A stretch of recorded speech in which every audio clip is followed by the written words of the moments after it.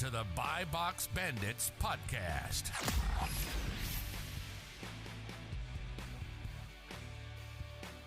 Welcome back to the Buy Box Bandits podcast, the show all about Amazon with all out Amazon flips for Miles and FBA Danny. Yes, sir. So back at it for episode 4. Did you plan that? Good, good that? 3 episodes so far. Yes, I did plan it. That's why I told you guys make sure I do the intro. But here we are. Yep. Ready to roll, ready for another good episode here. Thank you guys for all the feedback so far and just the support you've given us. We're very excited to keep doing this. And the feedback. We're definitely improving as we go, I would say. Yes. I would agree. That's been helpful. Audio, Kevin, we're working on it definitely. But should be fixed now. It should be fine now. This will probably be one of the last episodes, at least consecutively, where it's just us. We're going to start having guests on as well. So if you guys have any recommendations on guests you want to see, Amazon sellers, online business, all that, feel free to let us know.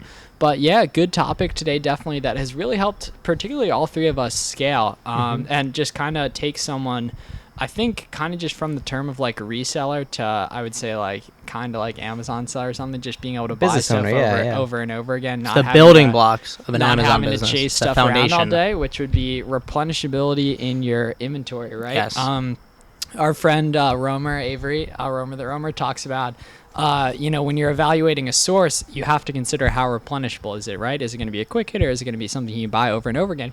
And one of the most popular questions I think I get is, how do you find replenishable products you can source? And not just source once. If they're a replenishable item, which means, you can replenish them, you can buy them over and over again. And so in this episode, we're kind of going to dive into how you actually go ahead and do that, because Garrett specifically has been very helpful for Danny and I in terms of finding products like that. And now it's kind of cornerstone of definitely my business, and I think these guys' businesses as well.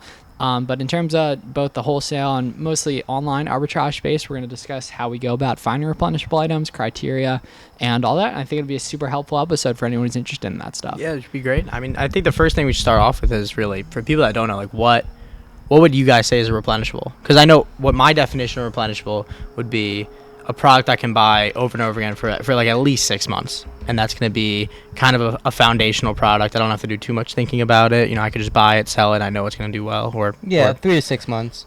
But yeah, just any sort of product that you can not necessarily have to source again, but just repurchase. Repurchase is a good way to put it. And we'll kind of get into the metrics and analyzation in terms of how to place those repurchase orders and what to leverage in making those decisions. But yeah, it's all about just creating that reliability and that reliable income in your business, right? Something that you can depend on month in and month out, and that's going to be really a cornerstone, as Miles was talking about, to grow your business, right? The more replenishable products you have, the bigger that dependable income comes. Yeah, like profit per minute. So like there's the long-term value to this kind of stuff is really helpful, because if you don't have to spend time chasing down new stuff, you have more time to, one, live life, which is awesome, but make more content, find other stuff as well. But I'm probably make a YouTube video on this topic too pretty soon, and it might not sound as cool when I'm saying it but there's 2 ways to sell more products, right? You can source more of what you're already sourcing, which would be replenishing stuff, or you can find new products. And oftentimes, it's a lot easier to source more of what you're already selling. Yep. Right, of course. And so it just comes down to either calling your rep from a wholesale supplier and just saying, I want X amount more units, or going to the website and just, purchasing more, right? Either one of those 2 aspects of it is a lot quicker than having to put in that man hours or pay, right? Which is why I call replenishables the building blocks, or really the foundation of an Amazon business, because it will give you consistent income and consistent growth of your capital. And another good way to think about it, and this was from the Wholesale Made Easy podcast, I think Dylan is his name. Carter, yeah. He said it, and this was more in terms of like a wholesale type of thing, but looking, kind of building a catalog of stuff you can buy over and over again, whether that be wholesale stuff, whether that be whether it even be our Amazon. With Kim was talking to us a few months ago about how she does a lot of our replenishables, which was neat. Definitely cool to hear about the different ways people are operating in this stuff, but just really helpful to be able to buy the stuff over and over again, get consistent profit out of it, but also be able to source it for a while, so you can continue to reinvest that capital into buying more products, which gets you more capital. It's snowball effect. The gift that keeps on giving. And then you have one replenishable, you figure out how to do it, and you get 5, 10. And Because I mean, you talk about this all the time, right? If someone somewhere is selling that one replenishable item, chances are they're selling multiple other profitable items that could potentially. Yeah, and so just to kind of contextualize how that makes sense, right? So say you have a profitable wholesale item, right? You can, a lot of people don't know this, and more people, I'm sure a lot of people know, but you can look at the stores of the other people. You can look into what they're all selling. So say they're selling a wholesale product that you're on. They're not going to be selling if they're not making money. The objective of selling on Amazon is to make money. So there's a decent chance, there's a very high chance they're profitable on that, right? So you can check their other products and either hit up those brands, Google search them, reverse search them in TA, if it's arbitrage type of stuff, and go hunt down other stuff. And that's kind of a never-ending loop of ways you can do that, especially once again since they're a replenishable game, because oftentimes it's stuff that's just sitting in stock waiting for you to buy it. Right, because then you use that technique to find another product, and then it's a spider web that you start from the middle again, right? You on your new product, you start sourcing out throughout all the different sellers. You find another product, and then it's a new spider web. So every time you find a new product, it's a whole new spider web of opportunity, which is pretty cool to think about. Yep, and so for those of you who've listened to episode 1, you know the story of how we all like became like a little nucleus friend group when we were all getting started.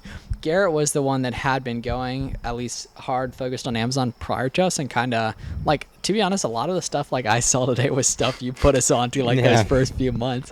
And so I just kind of want to hear about how you got into all that, to be honest.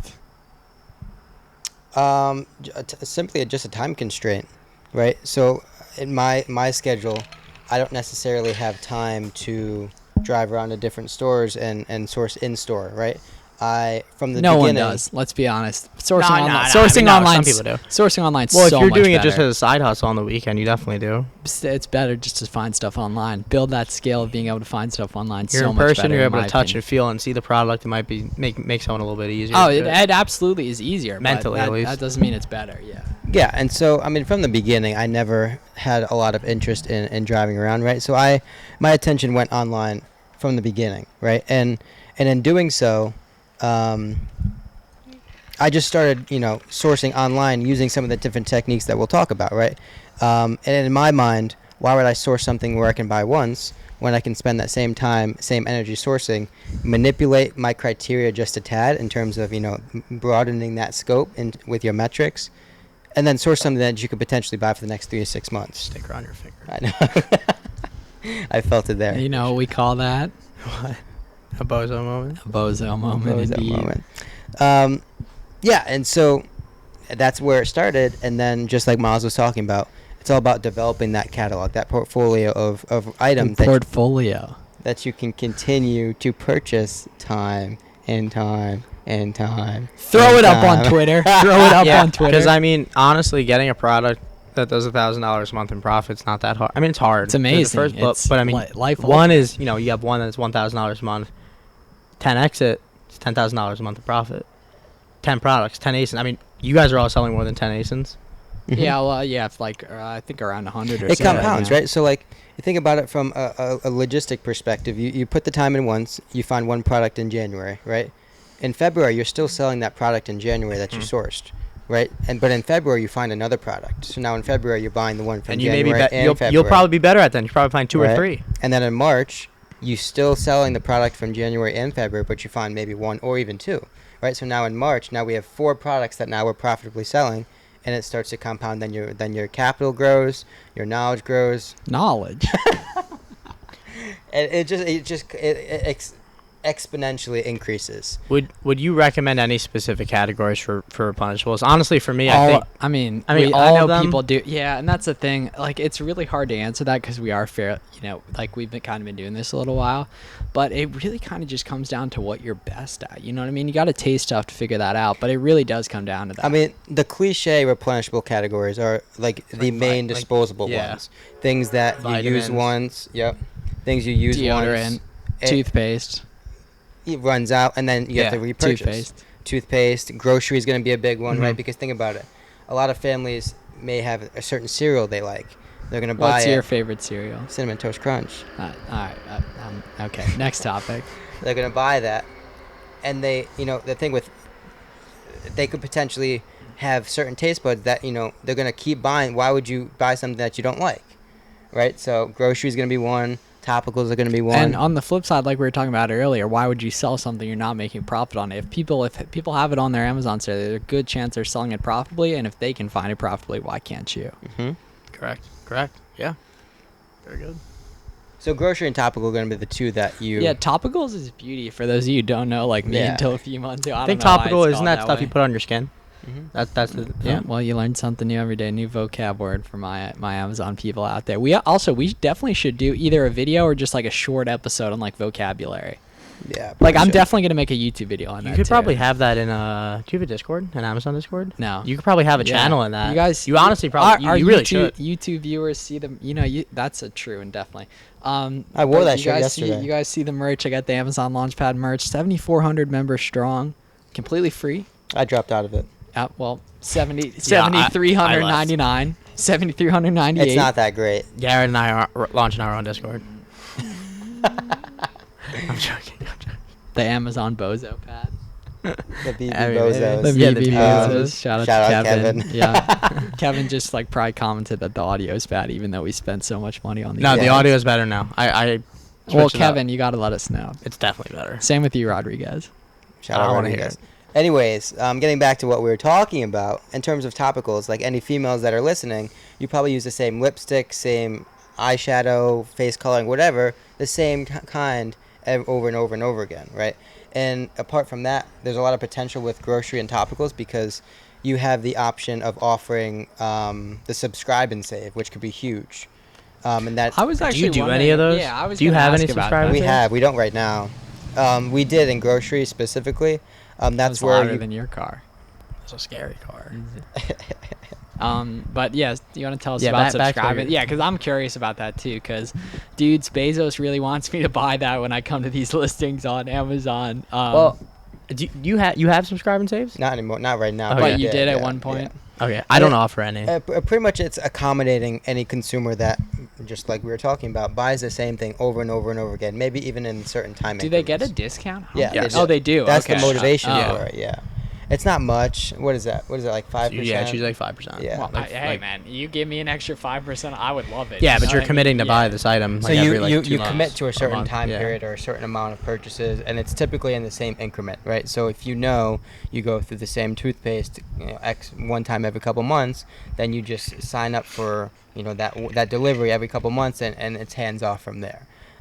So that is a benefit because that just creates more intrinsic replenishability. In Intrinsic. Intrinsic. Sorry. Replenishability. Thank you, Miles. Yeah, because people don't have to think about it. They just have it, subscribe and order, and it just comes every 2 weeks or month or whatever. You know what else comes weekly, twice a week?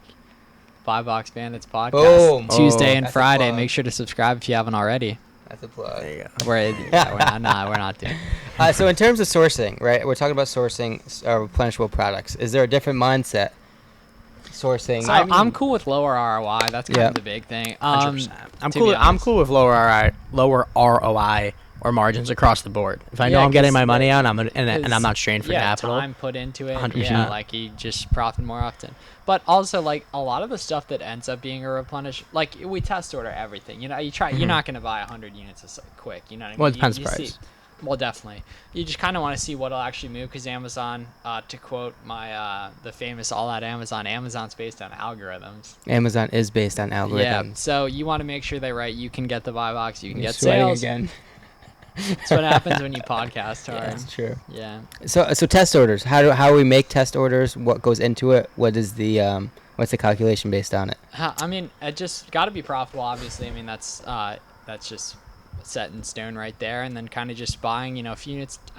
Honestly, I mean, it tends to be depends how like the 5 keepy to graph looks 10. for me Yeah. because sometimes the keepy graph may not look so good, so I'll order a little bit less units, but they may all sell the first day I list them. We should make a YouTube exclusive of like an hour of us breaking down keeper graphs to me. I think that'd be a valuable thing. Yeah, for a lot of definitely. people. That would be a good we idea. can't do Definitely. audio just because it has to be visual. Of but course. Yeah.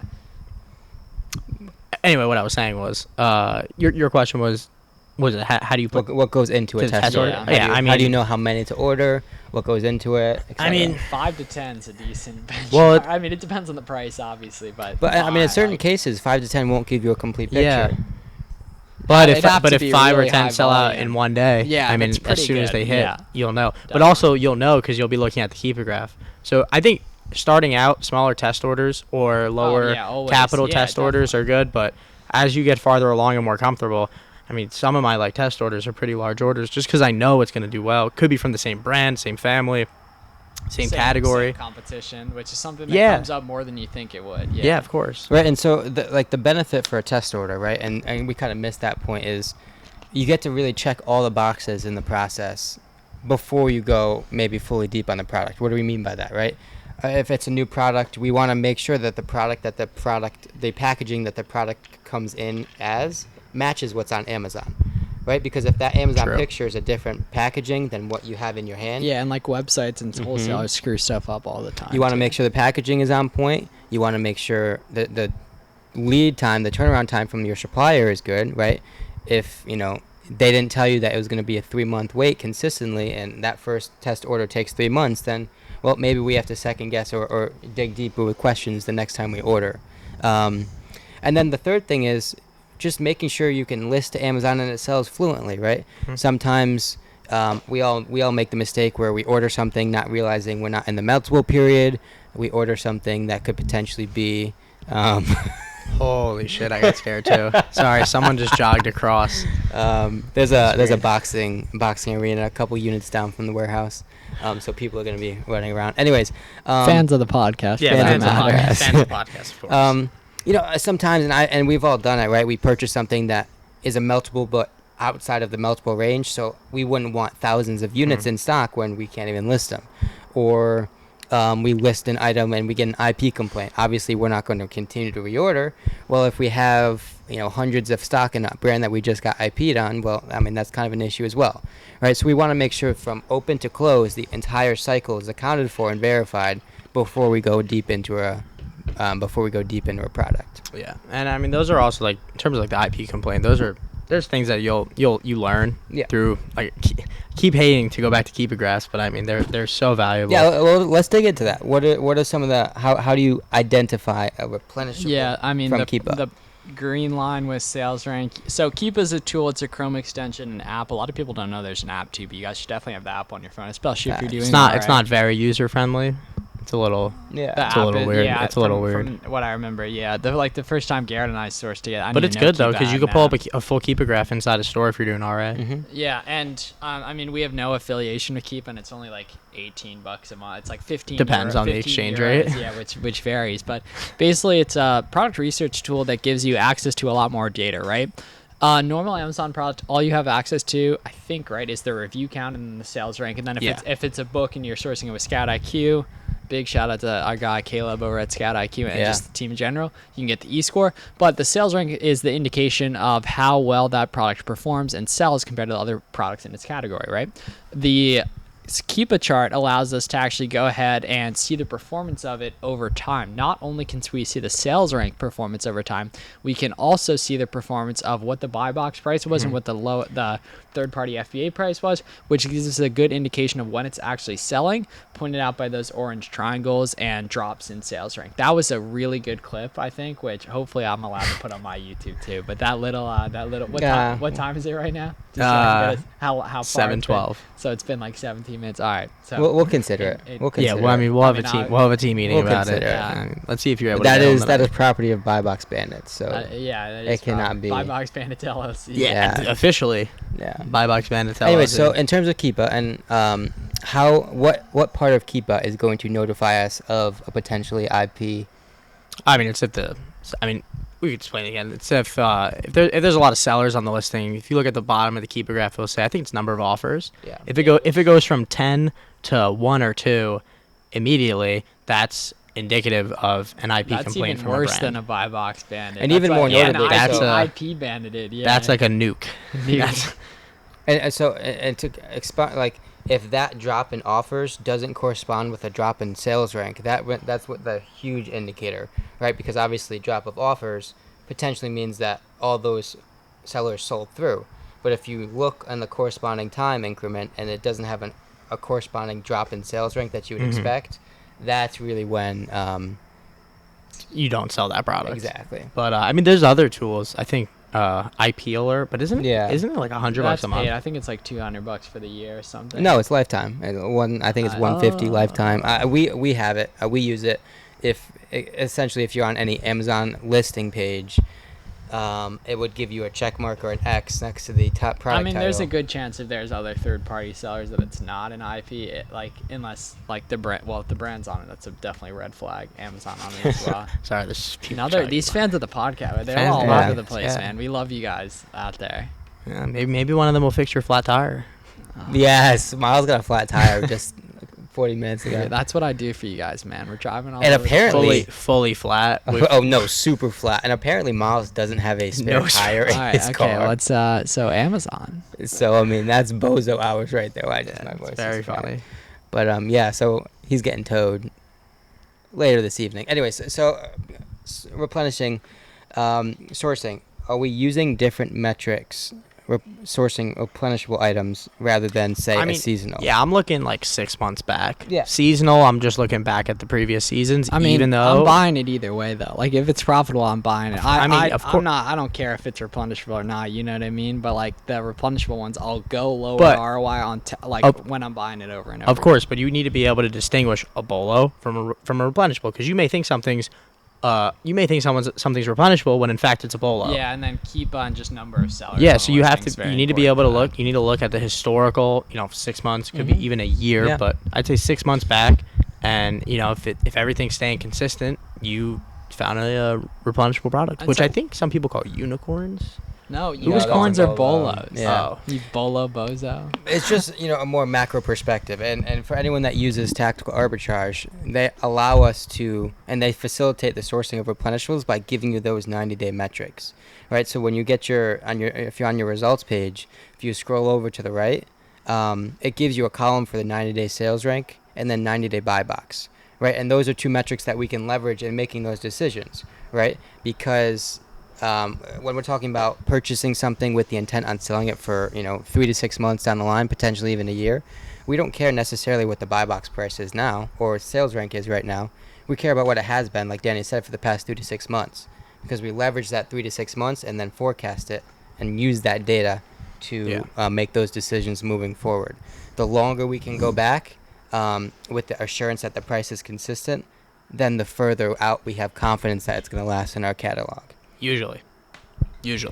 And again, the market's, it's... Don't over leverage yourself. Don't go crazy if you think something looks very good. Oh yeah, Always always eventually you'll gotta be know smart. when stuff's good. And like the nice thing when you're buying arbitrage, you can just return stuff. Yeah, it's the beauty of arbitrage stuff. Yeah. You're right. Miles, I've heard someone super smart, I think, once said something about a floor or a ceiling. Could you go into some detail about that? To be honest, I think the guy gassing himself up aggressively should do it. Danny, what do you know about floors and ceilings? Talking about like prices. When I legit, you're gonna need to talk about this because to be honest, I don't. I mean, really isn't know this like spiel on it. economics like 101? You talking like price floors and price ceilings? Yeah, The so price when- action on an Amazon list. When we're talking about a keeper, right? In our business, we establish 3 metrics, right? We establish a floor, a ceiling, and a trending, right? And we use those 3 data points to make all of our decisions, right? And what we mean by that is the floor is like we essentially take the keeper and impose a floor on the graph, right? It's anywhere where the price is going to drop, but then the market kind of pushes it back up, right? There's always going to be some bottom point on every keeper, long-term keeper. On replenishables. Exactly. On bolos, you'll see the bottom fall out and go down to the ground. We're talking strictly replenishables right now. And so there's going to be a floor somewhere where the market kind of forces it back up just based off demand, supply, whatever the case may So be. usually, in my case, supply. It's when there's too many sellers, maybe some new sellers, and they keep dropping the price, and then eventually the market corrects itself and it goes back up. Right. And so we use and so there's a floor and then there's a ceiling, right? Which is, typically where the price goes up, but then because the opportunity is so great at that time, other sellers notice, right? Usually when an opportunity is good, people notice. And so, I mean, there's a lot of sellers, right? So if it's that good, it's the price is up, other people hop on the listing, forcing it back down, right? And that's the ceiling, kind of like the max where that price is going to be. And then the trending is where we want to price our products at. It's going to be that average, that middle ground. It's the place on the graph that is occupied the most. It's going to be, the price where the product is at the most, right? It's The going buy to be box. it's going to be the trending. And so we use those three. The floor is going to really mitigate our risk in our business, right? Yeah. We purchase products acknowledging that the floor is like our worst case. Worst case scenario, yeah. Worst case. Knowing that if you do hit the floor, you can either break even. break or even, make but a I little wouldn't bit of even profit. Or go a so couple close to break points, even. yeah. Yeah. Either break even or just barely come out with something. And we know that because obviously we looked at the history and we've acknowledged that that's our worst case, right? And then, but we don't want to price at the floor. We want to price at the trending, right? That's where on the product Keepa, that's what's most occupied.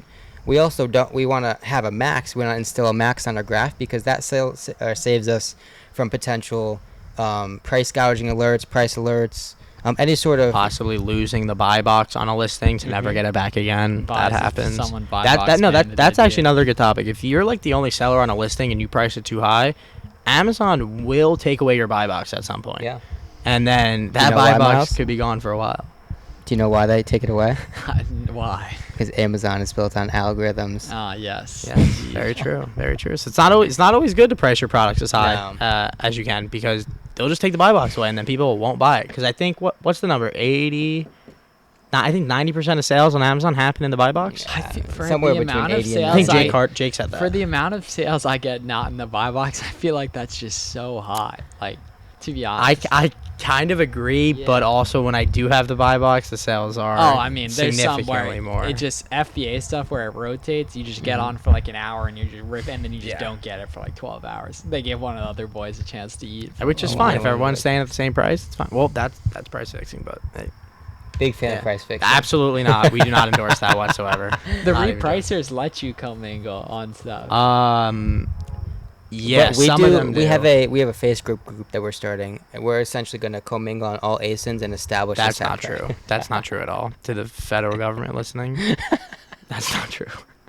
Some of the discords do that though. Anyways, price alerts are a real thing, right? If you're too high, Amazon will get you in trouble. You will get in trouble. Yes. We And know. you just won't get sales too. Like there's a point on some listings, like if you're approaching the ceiling, you might see the sales rank start to go up because consumers just aren't willing to pay that much of a premium for it. So you really have to look at, like, if you're looking at an item. I mean, you're never going to be the only one on a listing that's selling. That- very. I mean, few, that's, very like, not true. rarely. I mean, rarely, but it does happen. Yeah, all right, it's never happened to me.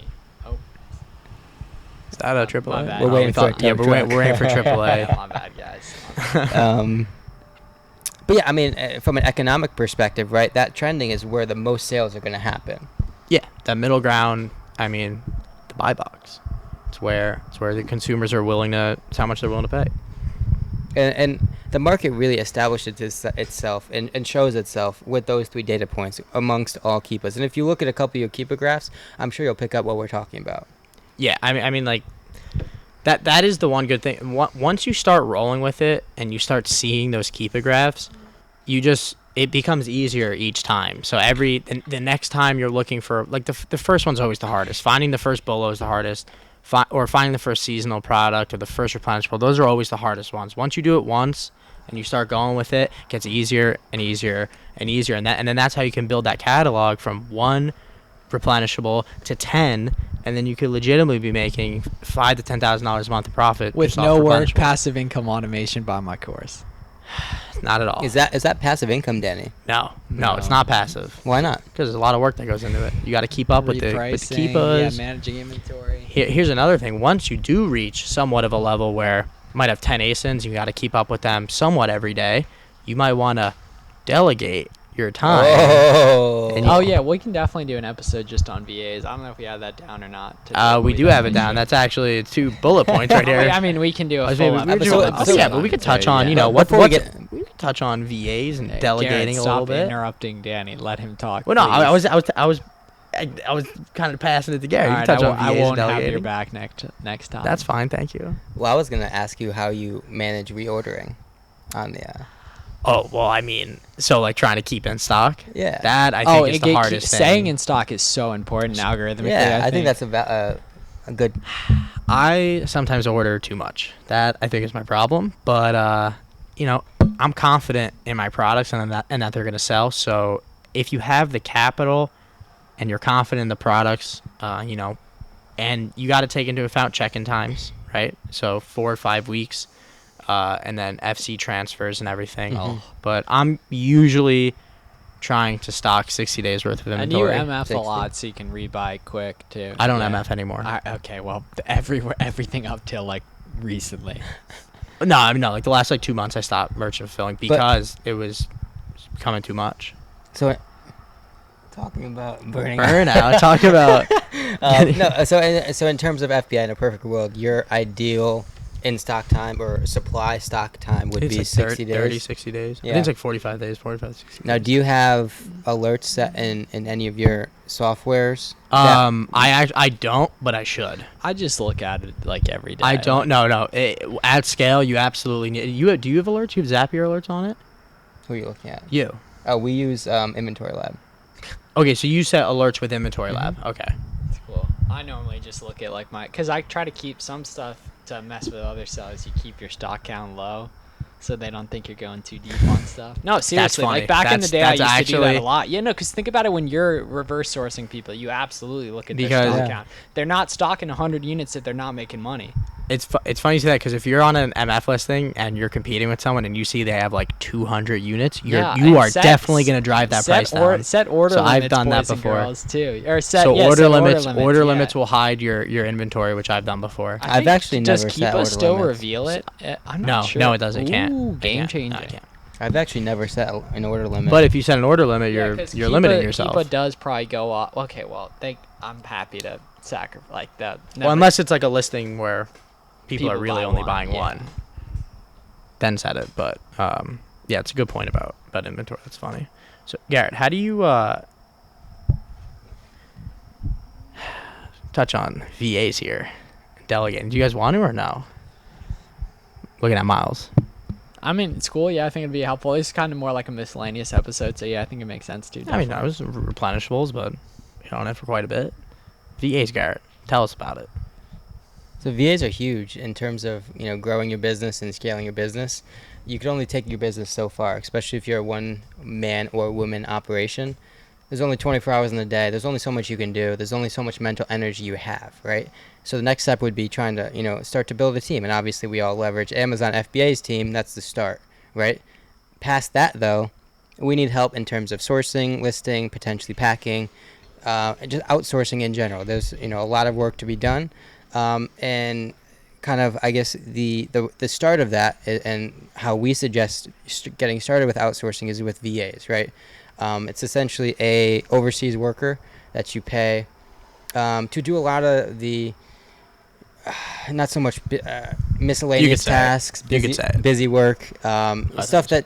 What's up? I thought you were gonna say a different word. Never mind. Stuff that you don't want to do, right? I like back end stuff. Yeah, stuff It's that can typically very. I mean, in my opinion, it's things that are boring to me. be. Yeah, no, very true. And it's stuff that can be easily systemized, Yeah. right? It's someone that you Easily don't know, outsourced. someone that you probably didn't train very well, someone that you probably didn't interview very well. You're essentially giving them a procedure and asking them to follow it step by step and accomplish the task, right? So it has to be something that's doesn't involve a lot of There's not a lot of options. Like Yeah, it's like- either you're doing this or that. There's Yeah. not really any way to mess it Yeah, up. not much critical thinking that goes into it. It's very step by step oriented. And I think, we all leverage VAs at this point in our business. And the reason why I mentioned VAs is because when you said how do you check your inventory daily, that's kind of when at that point I was like, okay, I need to start delegating out tasks to people just because I'm working so much in my business, checking inventory, shipping, I'm not able to find more products. Like there comes a point where you're just doing all the logistical work and you're not able to find more products. So that's really when you have to start delegating out, which to me was the hardest thing I've had to do, is to give kind of control over to someone else. But it starts with that, like any good business. Yeah. I always say you have to be effective before you be efficient, right? You have to drill down and really know the task to a T, like the very granular aspect of that task, before you can expect anyone else to do it, right? Because in order to tell them to do it, you have to develop the SOP. What's an SOP? Standard I actually operating don't know. procedure. Is that There what it it is. is? Standard Yeah. operating. I had no idea. And it's like really hard to find, just to start delegating because, your whole life in school you're taught like do it yourself, but like Not if you cheated. speak for yourself. I'm joking. I didn't cheat. I think most people did at some point. Yeah, you gotta delegate task out. I mean, It's like, Miles, I think you'd probably be. How am lying. I- You're saying. sit back for a second. All right, so outsourcing to VAs.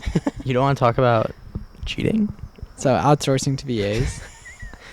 What website did you use to get your VA? Onlinejobs.ph. I think Shout out there's to some them, there's yeah. some others, but I don't. Onlinejobs.ph is what I know. A lot of people I know use. Yeah, I too. use the same thing. Definitely have to vet them though, because there's some VAs that will work with multiple companies, so it's definitely important to vet them. But I mean, they can make your life a whole lot easier. I mean, that comes with in terms of the two softwares that most of us use, Inventory Lab and Amazon, you can give them restricted access to anything. Oh, Which yeah. is so helpful. Has that been around forever? Yes. I think so, yes. Giving like partial access. Yes. All right. Well, cool. I didn't know about it till like 2 months ago. And so Danny just touched on a good point, right? Being concerned with the fact that your VA potentially could have too much information. A couple ways we mitigate that is obviously we just talked about restricting access. The other thing is only allowing them a certain amount of, only assigning them a certain amount of privilege until you build that trust, right? Give them some easy tasks for 3 to 4 months to build that trust.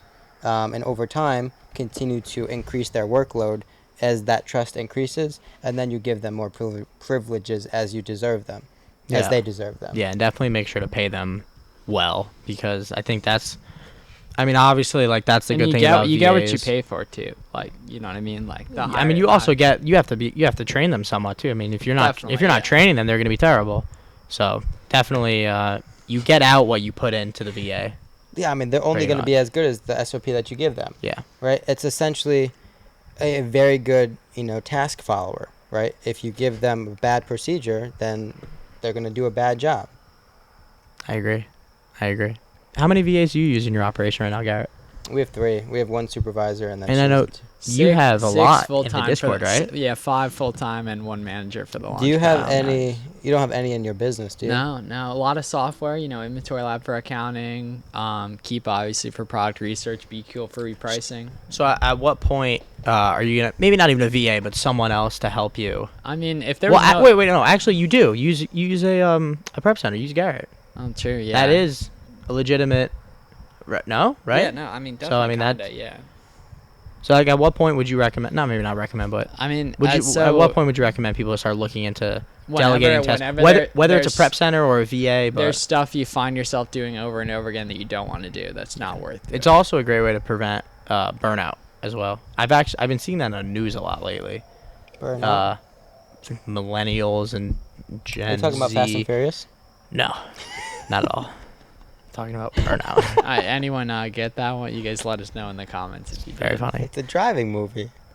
I'm Yeah, did aware, you not but get it? I've heard of it. Yeah, It's okay. like haven't they made like 30 movies of it? They keep coming out. With them. I think eight or nine. 8 or not exactly. That's It's a lot great of series. Go movies, watch yeah. it. Anyway, back to burnout. Right after you're done with this, I think episode, Amazon all our can other get episodes. it can get very repetitive sometimes. Yeah. So which is a blessing and a curse, definitely. You know, you keep doing. yeah, because you learn the systems, you understand it, and it not just a lot plug and play. changes. Not a lot. Yeah, I mean, It's just all about learning it at first. Not a lot on Amazon changes too often. And so anything that's repetitive that you can write an SOP for. Can automate. Exactly. And apart from that, it's, we talk about it all the time, or I guess I do. It's just knowing the value of your time, right? Yeah. Calculating that, doing the math, figuring out how much your business works on a weekly basis, and $1,000 an hour. and Sorry, then cut you shout off. out Romer, and then dividing that by the amount of hours that you work in that business, and be honest with yourself, right? Because it'll just benefit you down the line. If you have a true value of what your time is worth, that makes that outsourcing decision a whole lot easier. And it's talking about business and non-business, right? Any task that is essentially valued at less than that time is worth, then you need to really consider having someone else do it or paying someone else to do it. I honestly think valuing your time, like trying to figure out like what your hourly rate in theory is, can really help you in life, because then you might be like, should I go out and do this, or how much if I stay in and really do this work, how much more. If I go out on money Friday will- night, I'll have 3 hours of fun, but I lose X times 3. You might lose time in the morning too. Yep. Whole domino And effect there. apart from that, like, do I cut my own grass, or can I have someone to do it that and no one's cutting your grass right now. We saw last week. he cuts it every other week. They came the day before my grass cutters. A lot of sunshine in here, so grass grew pretty fast. It's those decisions that are in your business and just in life, right? That you have to evaluate and do the math, right? Take your time, compare that to what you could pay someone to do it. Laundry, making food, cleaning your house, or your grass cutting. All these things in your personal life and prepping in your business, right? Sourcing. What else? You said making food, laundry, sourcing. Not Amazon automation. I mean, other small tasks you may have to do in your life. We're obviously Amazon sellers, but if you sell on Poshmark, creating those listings, listing on eBay, which take longer. eBay listings, I'm pretty sure take a while. Yeah, it's all individual listings. But I think there's ways to bulk do it. But definitely are now. But still, yeah. We know some people that sell on Poshmark and Mercari that you have to take pictures and write the descriptions. And if you get someone to do that, then eBay too. Yeah. Mm-hmm. Those eBay listings take a while. We're very lucky with Amazon. The pictures are already there. Yeah. All you gotta do is go in, say how you're shipping it if you want, enter in the quantity, and you're good for MF at least. Have you heard and I don't know the statistic to be true. I don't know where I saw it, but have you heard theoretically what value an employee should bring to your business? I think my mom actually said this. Isn't it like 3x their salary? So I heard 4, but 3. Yeah, I mean that's reasonable. Yeah, I think it's like 3 to 5x their salary. I mean, that makes sense for what I've paid friends to do some labeling for me and stuff, and I would say So what he said, like it should bring you or your business essentially 4x what you're paying them, right? So Danny paid some people to get out some merchant fulfilled stuff. He may have paid them $200, but in the back end, Danny made $800, right? That's the math behind it, and that and then the idea is while they're doing that, you're not sitting on the couch watching TV.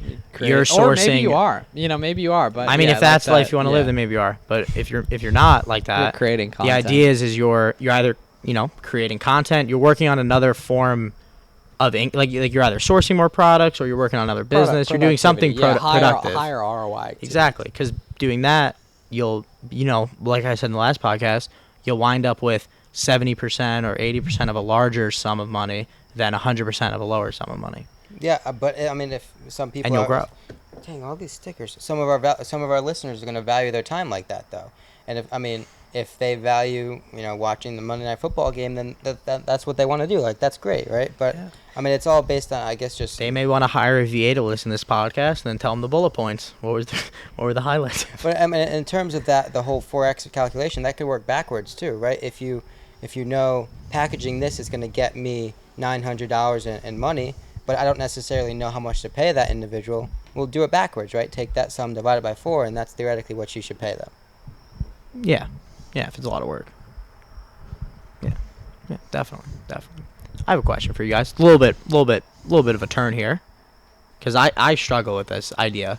I know Miles is good with it. Garrett, I'm not sure. What's that? Paying yourself.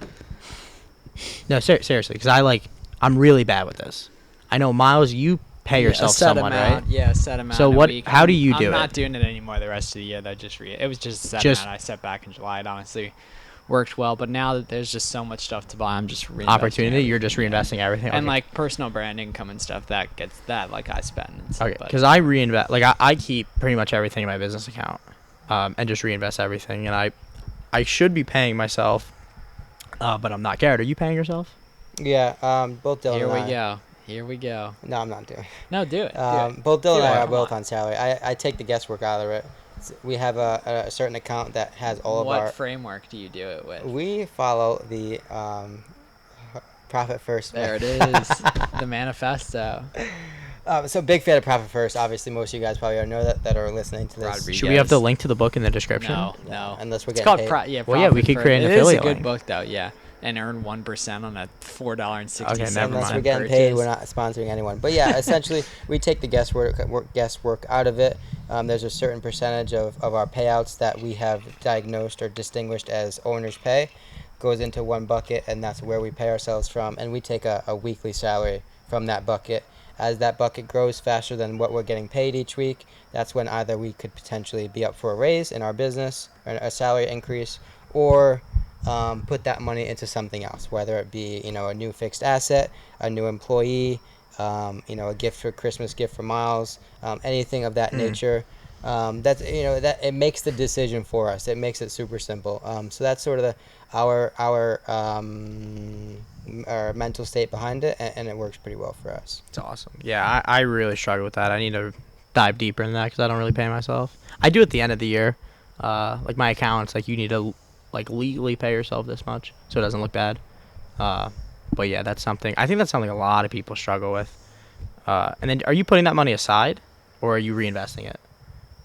Oh, it's just personally. It gets transferred to my personal accounts. Okay. Whether I put it into an index fund or whatever the case may be, it's just my money at that point. Because obviously we have our business and our personal monies distinguished pretty thoroughly. Right. All right, boys. What else we got here? What are we What at? else We're do we about got 40 here? minutes, right? I think honestly so, about thought 45 minutes. The tow truck would have been here. I keep waiting. I for feel my like. phone Do you to have your ring. phone That's near why you? I checked it like once just to make sure they didn't. Take it I out. didn't miss Let's it. give it a Yeah. check. Can you check it out? Because I'm kind of concerned. No, they haven't. They haven't said anything. I'll look. Yeah, Miles' tire is extremely flat. Super flat.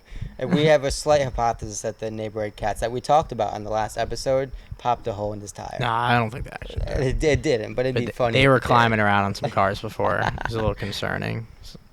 Some scary looking cats out there. He's not on the way yet? Haven't heard What kind of customer service is that? I don't Gold know. It's member, gonna be. what does It's it do gonna be a for? late night though. I can tell you that It's much. gonna be a late night for you. Yeah, probably. Oh, Oh. and There it is. Oh, speak of the devil. Never mind. All right, well, Who is it? cut it. It's my dad. Cut it here. Okay. We'll keep going. What's that? Yeah, I guess. Sorry. Are you good? Yeah. Welcome back, everyone. We're very sorry about All that. right, There's. Garrett is never doing it. Like seriously, we can't. Are trust we him are with we redoing anything. this again? No, this is like the thing. This all right. We're leaving this in, Dennis. We had a few interruptions, but we're back here. Recap quickly on the episode today. Talked about replenishables, the absolute power of replenishables, and why you need to have them in your business, just to have a consistent source of income. Again, it's a lot harder said than done. Like, But once you get it, Yeah. like stuff makes a lot more sense to you, which is why it's important to like put in the work. If you're listening to this podcast, you're putting in the work. But just getting it set up that just going out and finding these items that you can buy over and over again. yeah, once you do it once, I mean, it's a snowball effect. It gets easier and easier. You learn the process, and you can really start building good, consistent income on your Amazon business. And I mean, that's really how you grow and scale. And if you don't want to grow and scale, just want to do it as a side project, that's good too. It's less thinking, less work for you with Definitely. Replenishables. That's like even just less thinking is like important. Or just less thinking on certain like that. Then you can put thinking elsewhere. It's like making content. Yeah, making content. Very good. Very good. Oh, you got a bug on the mic. Mosquito on the sorry, mic. sorry to our Can you kill it? sorry to our headphone users I let it for live. that. Garrett, anything to say? I think that's a wrap for this episode. Yeah. All right, boys. Oh, and Yep. girls. Hope. Yep, they make sure do what you gotta do. Let us know anyone you want to see on the podcast, because like we said, we'll start having guests on after this. After just this, appreciate hopefully, you guys. episode 5. This is episode 4. Hopefully, yeah. episode 5, we do have our first guest. Let us know who you want to see in the comments, or if you're listening on Spotify or Apple Music or Apple Podcasts, DM us on Instagram who you want to see, or DM us any questions. Just comment or DM us, and Yeah, I mean, we'll like get we back to said. them. We'll answer them in the podcast. Yep. All right. Talk to you guys soon. Have a great day.